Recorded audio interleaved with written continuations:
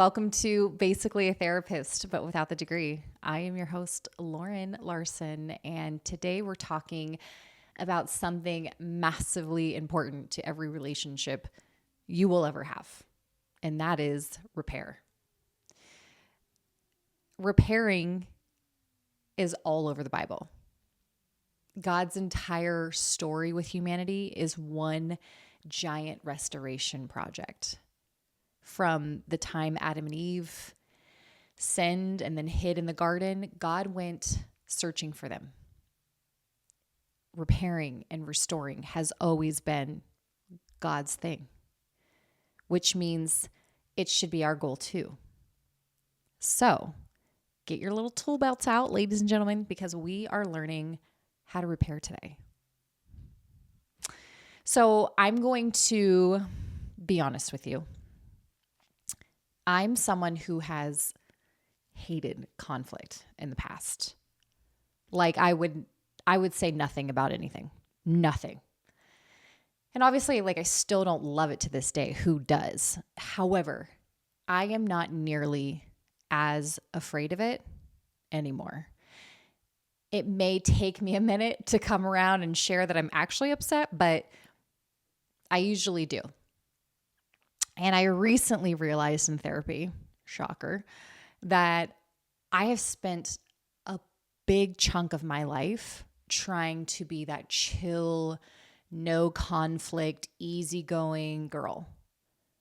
And I would shrink myself and minimize and sweep things under the rug and just act like everything was fine, that nothing ever happened. And it wasn't because everything was fine. It was just because I didn't know how to repair when things weren't fine. And I say all of that because maybe you can relate. Maybe you've learned to avoid conflict in your family of origin. Maybe you saw blowups with no apologies or silence that just lasted days and days. Or we're not talking about that. We don't talk about that. And maybe no one modeled what it looks like to actually come together in a healthy, honest way. But here's the problem with that. If avoiding conflict is your strategy, you will do anything to keep the peace, even if it costs you yours. And that's not biblical. God didn't ask us to fake peace. He invited us to be peacemakers. And peacemaking requires repairing. And so I want to talk about what repairing means. Maybe you're listening to this and you're like, okay, I have no idea what this is. So repairing it's just the intentional act of restoring a relational connection after a blow up, after a fight, after conflict, whatever that is. It's acknowledging that something happened that created distance. And you're choosing to close that gap.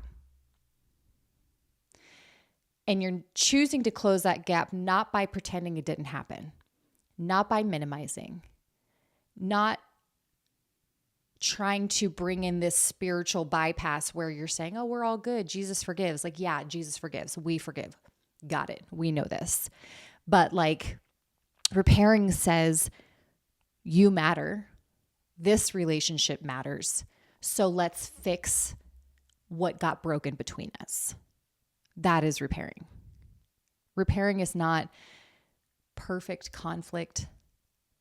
It's imperfect people returning to each other. It's imperfect people creating peace amongst each other again. And that is beautiful. That is healthy. That is what is supposed to happen. The icing out, the withdrawing, the isolating, the cold shoulder, whatever. That's not how you repair. Because every single relationship, whether it's romantic, whether it's a friendship, A family relationship, relationships in the church will have conflict. Work relationships, if there's no conflict, quite honestly, that's not a healthy relationship. Like when there's people that have been married or dating for a really long time, like, oh, we don't fight. Like, that's weird. Conflict is normal. It should be happening. It produces growth. And so the issue is not whether conflict will happen. It's whether reconnection happens afterwards. And maybe you've heard of the Gottman Institute. John and Julie Gottman, love their books, love their stuff. So they do a lot of research, and they say something that I find pretty fascinating. And I've never thought of this, but it makes sense. But the success of a relationship doesn't depend on how little you fight, but on how well you repair afterwards. Isn't that crazy? It's not necessarily about the fight. It's how well you repair. And I want to say before I move on that, like, we should disagree well. We should disagree in a healthy way where there's obviously not abuse. There's not yelling. There's not insulting. There's none of that happening, right? Like, we should be able to have conflict in a healthy, mature manner. However, repairing is just as important as how well you fight in a weird way. Because repairing is where the intimacy grows. Repairing is where that trust, it deepens. It's where relationships get stronger than before the conflict. Like, how many times have you had an issue with somebody, you came together, you repaired well, and then you felt like closer to them. You felt that the relationship was deeper. It wasn't as superficial. It had some depth to it now. I know I felt that in some of my friendships. I obviously feel that in my marriage. It's the people that you know that you can go to, that you can repair well with, that you build a stronger relationship with. And without repairing, conflicts, they pile up like little bricks. And eventually, if you don't repair, there's just a full-on wall between you and that person. And that's not God's idea of relationship. We're not supposed to be having these walls with people. And God is the repairer. He is just the repairer that repairs everything. He is the ultimate restorer. Obviously, He has restored our relationship with Him through the sacrifice and crucifixion of His one and only Son, Jesus Christ. That is how He repaired a relationship with us, and He restored us. But He also repairs in Psalms 147:3. He says, He heals the brokenhearted and He binds up their wounds. That sounds like a repair. And in 2 Corinthians 5:18, let me pull that up really quick.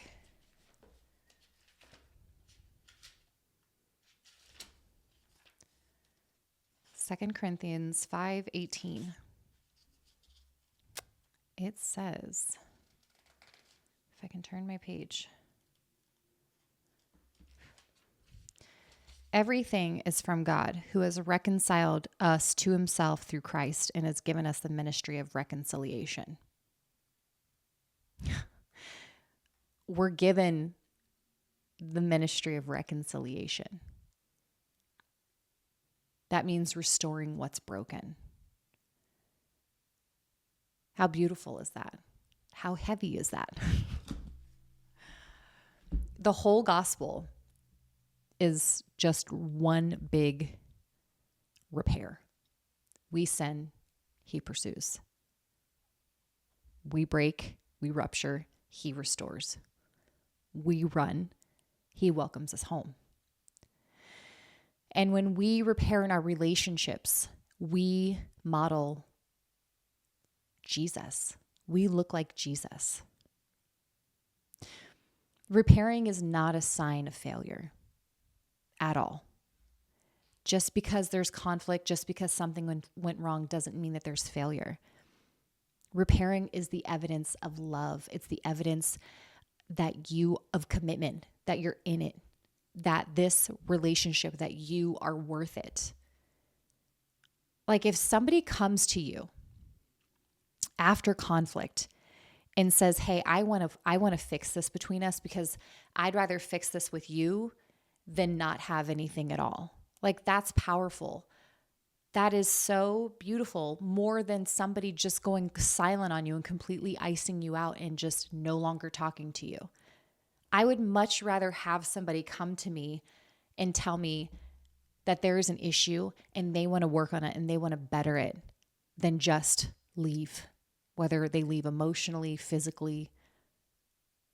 Like how beautiful is that? That shows love. That's such a beautiful picture of love.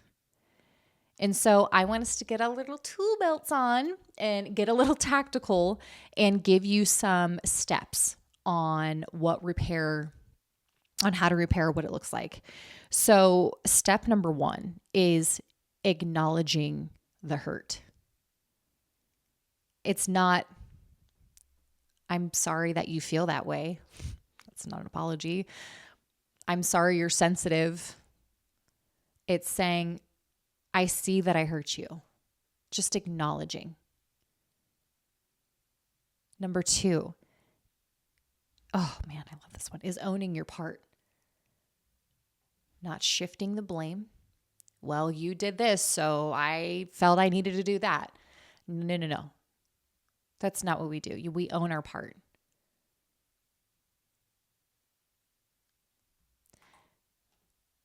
Number 3, express empathy. "I can understand why you feel that way. That makes sense. I see how that impacted you." That's it. Number 4, making it right. Asking, what do you need to feel reconnected? What do you need from me? Or here's what I'm going to do differently next time. Beautiful. Beautiful. And number 5 is reaffirming the relationship. "I want this with you. I want to repair this with you. I'm not going anywhere. We're going to get through this. You and I are on the same team." Those reaffirm the relationship. Because repairing isn't about proving who's right, but it's about reestablishing that we're right with each other. It's about reestablishing the connection.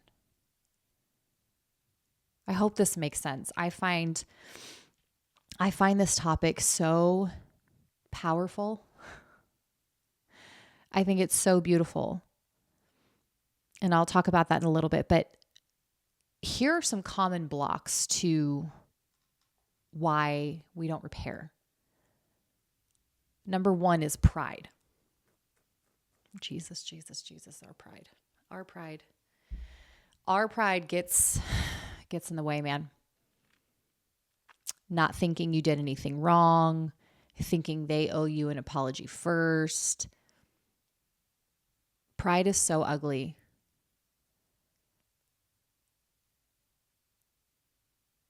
Shame.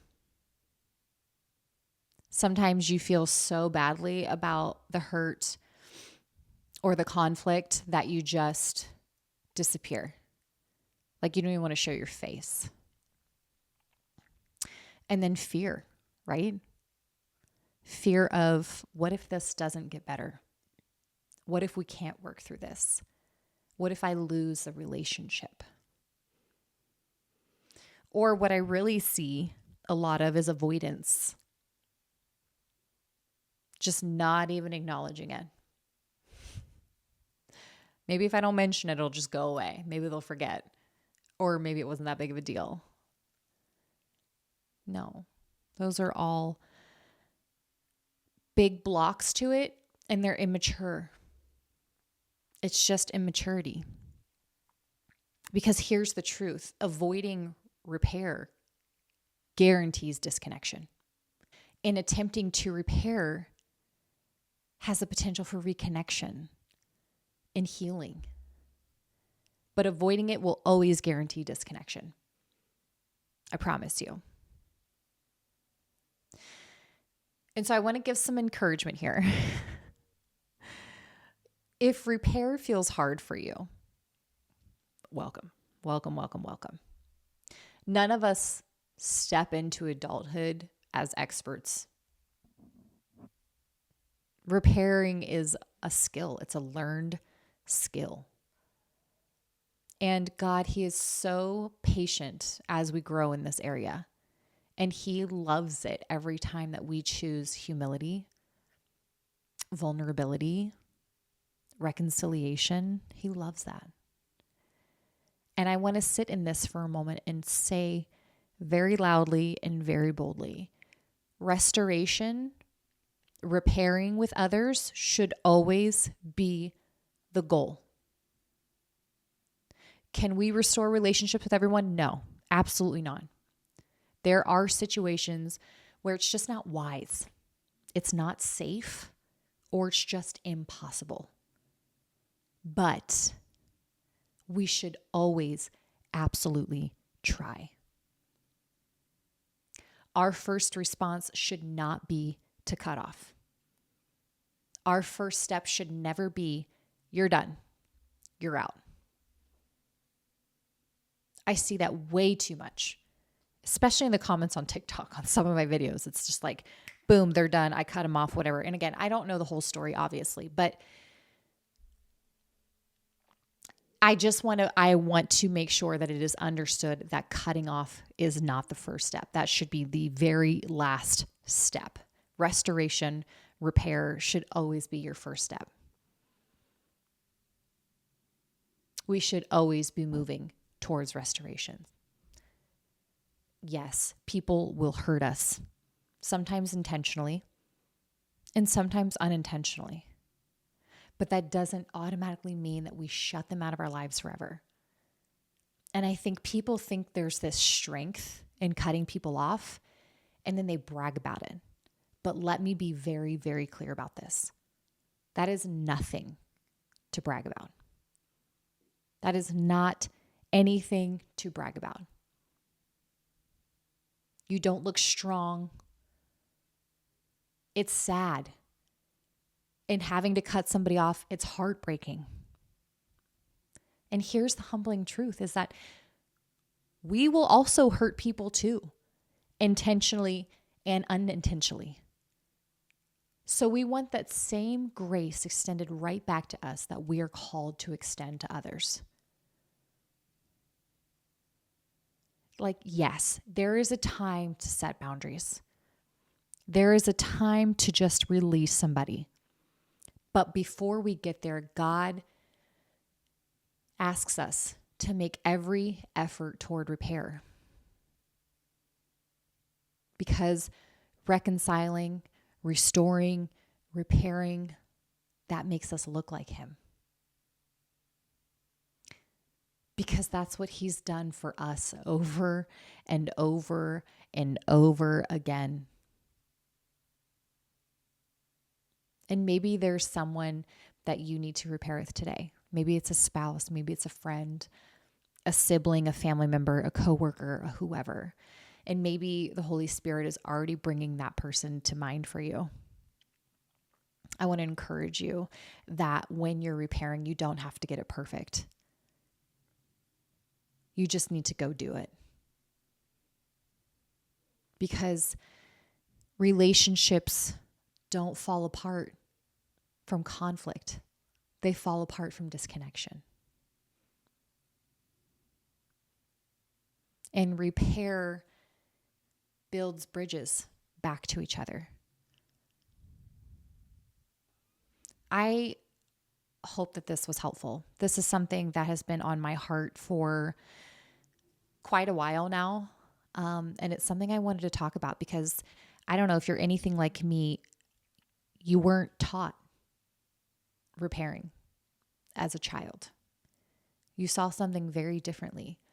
And so when there's conflict, it's terrifying maybe because you never got to see repair. And so repairing just doesn't even exist in your mind. It doesn't even seem like an option.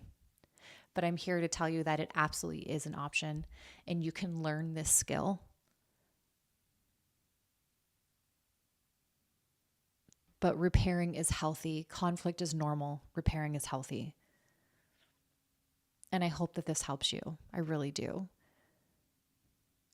And this is, as much as I'm sharing this with everyone here, I am also taking this in and getting over the fear, sometimes pride, that blocks me from repairing. Thank you so much for spending your time with me today.